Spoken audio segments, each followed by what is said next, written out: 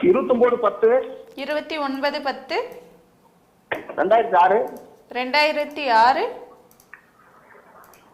பிறந்த நேரம் 10:43. 10:43 PM. 10:43 PM. பிறந்த இடம் சேலம் மாவட்டங்க.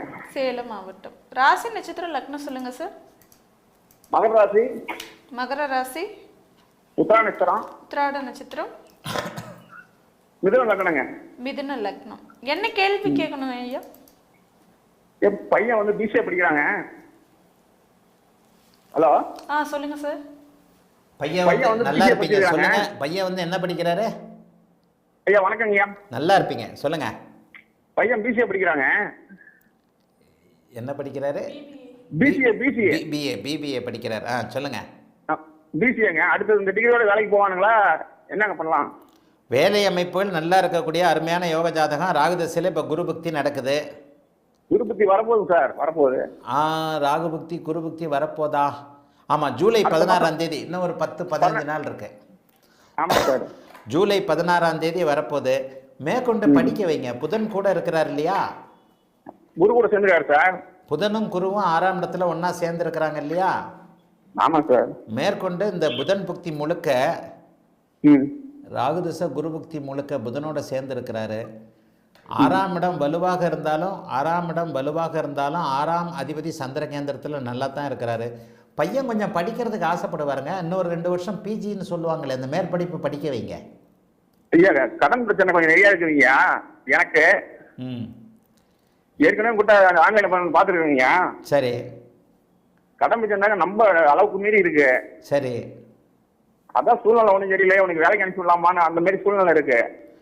தம்பி அப்படி என்ன, அதாவது நமக்கு இன்னைக்கு ஒரு கடன் இருக்கலாம், இன்னைக்கு நமக்கு பிரச்சனை இருந்தாலும் தம்பிக்கு ஒரு எதிர்காலம்னு ஒன்று இருக்குல்ல. புதன் நல்லா வலுத்திருக்கிறான், மிதுன லக்னத்தில் பிறந்திருக்கிறான். புதன் வலுத்த ஜாதகமாக இருக்கு. அப்போ இந்த மாதிரி ஜாதகங்களுக்கு நம்ம படிக்க வைக்கணும் இல்லையா? சூரியன் நீச்சமா இருக்குங்க, தந்தைக்கு ப்ராப்ளம் இல்லைங்க.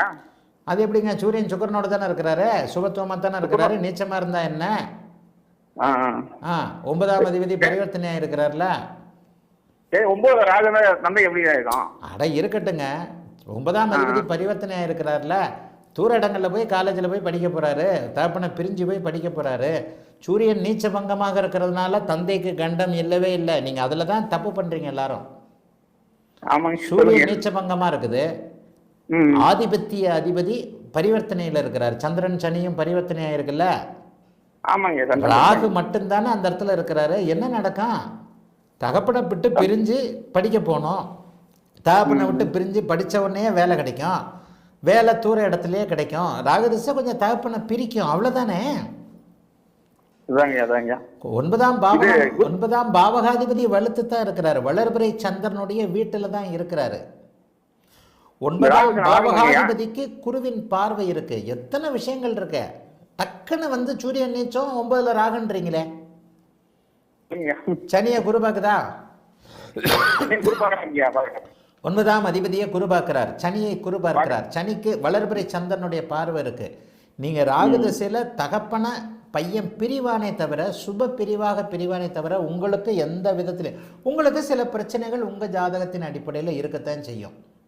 9ஆம் இடத்தை பத்தின கவலை பிள்ளைக்கு இருக்கும். அப்பா இவ்வளவு கடன்ல இருக்கிறாரு, புரியுதா? ஆமாங்கய்யா. அதனால டக்குன்னு எல்லாம் கெட்டால் தான் நெகட்டிவான பலன். அதனால கவலைப்படாதீங்க. ராகுதசை படிக்கவே மாட்டாங்க, ஆனா பாஸ் மார்க் மட்டும் வாங்கிறாங்க. என்னங்க ப்ராப்ளம்? என்னடா அது அதிசயமா இருக்கு. பாஸ் மார்க் வாங்கிடுறானேன்னு கவலைப்படுறீங்களா, படிக்கலன்னு சந்தோஷம் வரீங்களான்னு தெரியல. என்ன பிரச்சனை? புக்கே தொட மாட்டாங்க சார். என் பிள்ளை அப்படித்தான், படிக்கவே மாட்டேங்குது, பாஸ் மார்க்கை விட ஜாஸ்தியா வாங்கிடுது. இதேதான் மிதுன லக்னம், புதன் சுபத்துவம் தான். ஏங்க மிதுன லக்னக்காரெல்லாம் அப்சர்வேஷன்ல கில்லேடியா இருப்பாங்க. பேரண்ட்ஸ் மீட்டிங்க்கு நான் போகும்போது டீச்சர்ஸ் என்ன சொல்றாங்க என் பிள்ளைய பத்தி, இவன் போர்டில் எழுதுறத வச்சே பாஸ் மார்க் எடுத்துடுறான், இவன் நல்ல மார்க் எடுத்துடுறான், இவன் மட்டும் புஸ்தகத்தை படித்தான்னா நல்லா இருப்பான் அப்படின்னு சொல்கிறாங்க. என் பிள்ளையும் இதே மிதுன லக்னம் தான், புதன் சுபத்துவம் தான். அதே மாதிரி தானே உங்கள் பிள்ளைக்கும் அப்சர்வேஷன் கண்டிப்பாக நல்லா இருக்கும். ராகுதசை நடந்தால் டைவர்ஷன் இருக்கும். ஃபோனை கையில் கொடுத்துருப்பீங்க, 20 வயசாச்சு, ஃபோனை பிடுங்க முடியுமா? பிடுங்க முடியாது சார். சார் இப்போ ஃபோன்லேயே இருப்பார், வாட்ஸ்அப்லேயே இருப்பார், இன்ஸ்டாகிராம்லேயே இருப்பார், ஐயா, ஆனா உண்மையா உனக்கு செவ்வாய் உனக்கு என்ன நான் பாஸ் ஆகணும் அவ்வளவுதானே அப்படின்னு கேட்குறானா? அப்படிதான் சார், அப்படிதான் கேட்கறேன். உனக்கு என்ன நான் பாஸ் ஆகணும் அவ்வளவுதானே? அவ்வளவுதான். அப்போ நான் பாஸ் ஆயிடுவேன். எதுல நான் ஃபெயில் ஆனேன்னு திருப்பி கேட்குறானா? ஆமா சார், அப்படிதான் கேட்கறேன். இப்படிதாங்க எல்லா வீட்லயும் நடக்குது. எல்லா வீட்லயும் பிள்ளைங்க சார் அப்படிதான். இவனுக்கு செவ்வாய் தசை நீங்க சொல்லிங்க சார், முதல்ல கண்ட ஆவாது செவ்வாய் தசை ஆமா, அது போட்டு எடுத்து சார் ஆபரேஷனு நாய் கடிச்சிருச்சு. கண்டிப்பாங்க செவ்வாய் தசை ஆகாதுன்னு தானே சொல்றேன். இவன் எவ்வளவு பெரிய யோகக்காரன். சிறு வயதிலேயே செவ்வாய் தசை முடிஞ்சிருச்சுல. 3 முடிஞ்சு சார், 3-4 ஸ்கூல் மாத்தி மாத்தி விட்டேன் சார், பயங்கர கஷ்டப்பட்டேன் நான். ஆமாங்க, கஷ்டம்லாம் முடிஞ்சதுக்கு அப்புறம் நல்லதா இருக்கும்போது ஏன் நல்லதா பேசுங்க. செவ்வாய் தசை எப்பவுமே நல்லா இருக்காது. 17 வயது வரைக்கும் இந்த பிள்ளை நல்லா இல்லைன்றது தான் உண்மை. ஜோதிடம் உங்களுக்கும் இந்த ஓரளவுக்கு தெரியறதுனால நல்லா இதை பற்றி தெரிஞ்சுக்கிறீங்க. ராகுதசை தகப்பனை இயல்பாக சுபமாக பிரிக்கும். மற்றபடி தகப்பனுக்கு எந்த விதத்திலையும் பெரிய சோதனைகள் இருக்கவே இருக்காது. உறுதியாக கண்டம் இல்லவே இல்லை. அதற்கான ரீசனையும் சொல்லிட்டேன். புள்ள நல்ல புத்திசாலியான புள்ள, கவலைப்படாதீங்க. மிதன லக்னக்காரன் அப்சர்வேஷனில் லக்னம் சுபத்துவமாக இருந்து லக்னம் இயல்பாக இருக்கின்ற அமைப்பில் அவன் மனப்பாடத்திறன் உள்ளவனாக இருப்பான்.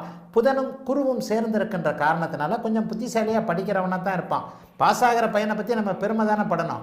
கொஞ்சம் படிக்க வைங்க. இன்றைக்கி உங்களுக்கு இருக்கிற கஷ்டத்துக்கு அவன் ஒரு சம்பளத்துக்கு போய் நம்ம கடன் குறையுமான்றதை இப்போ நினைக்க வேண்டாம். புள்ள படிக்கட்டும், அப்புறம் பார்த்துக்கலாம். வாழ்த்துக்கள், நல்லா இருப்பீங்க. அழைத்ததற்கு நன்றி ஐயா. வணக்கம்.